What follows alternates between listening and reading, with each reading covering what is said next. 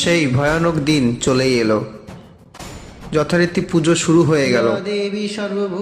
পুরুত ঠাকুর খুব জোরে জোরে কালী পুজোর মন্ত্র উচ্চারণ করছে, আর এদিকে শ্যামা ঢাকের তালে তালে নাচ করছে।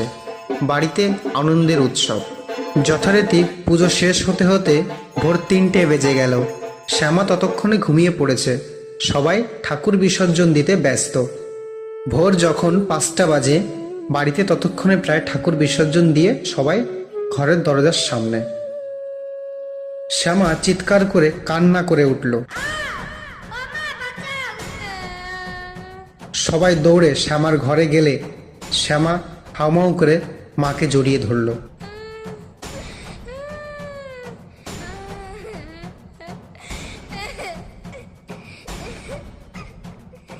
শ্যামার মা বলছে, বাবু তোর কি হয়েছে, এত কান্না করছিস কেন?